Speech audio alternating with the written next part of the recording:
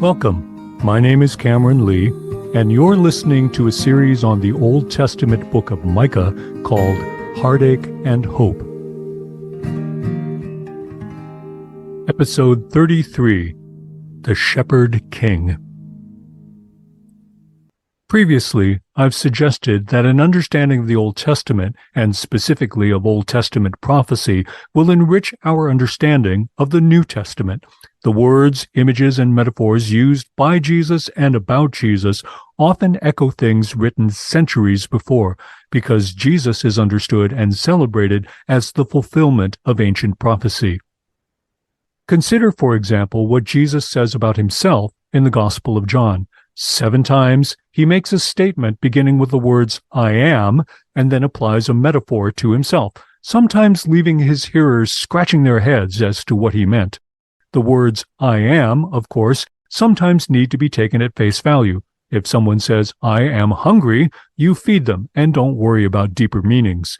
But in these 7 statements of Jesus, the words are usually understood as references to the name of God, the great I Am, who revealed himself centuries before to Moses at the burning bush.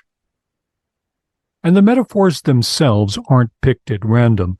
It's not as if Jesus had something to say and then cast about in his imagination or immediate surroundings to find an appropriate illustration. The metaphors are already rich with associations that his hearers should have understood. 2 of the 7 sayings have to do with shepherds and sheep. Jesus says both in the context of a single conversation with the Pharisees in John chapter 10. When he tells them, "I am the good shepherd," in verse 11, it doesn't necessarily mean that he happened to be standing next to a sheep pen and found the metaphor merely convenient. Rather, if we think about what we've already seen in the oracles of Micah, we can understand how the shepherd metaphor should have been filled with ancient meaning for the Pharisees. I say should have because, unfortunately, John tells us that the Pharisees didn't get it. Why? Imagine with me that Jesus had said King David was the good shepherd instead. Would they have understood the reference? I have a hard time believing they wouldn't. So when Jesus applied the metaphor to himself, it wasn't that they couldn't understand, but that they wouldn't. They weren't innocently confused by a metaphor that was too clever or obscure. To my mind, they were refusing to believe. Again, centuries had passed since Micah prophesied that Jerusalem would one day be restored to its royal status, where the remnant would be gathered like lost and lame sheep and ruled by the shepherd king. And Micah was not the only prophet to foresee that day. Isaiah saw it.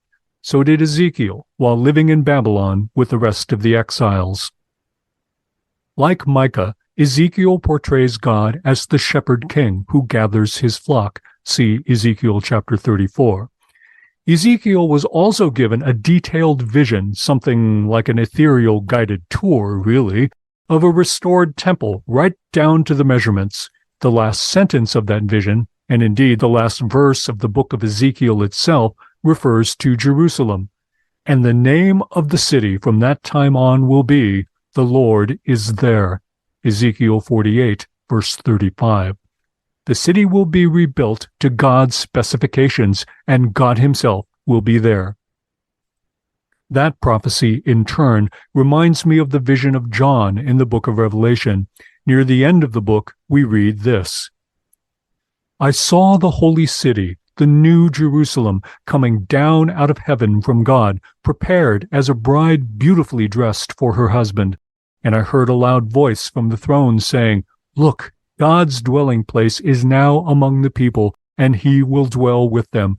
They will be his people, and God himself will be with them and be their God. He will wipe every tear from their eyes. There will be no more death or mourning or crying or pain, for the old order of things has passed away."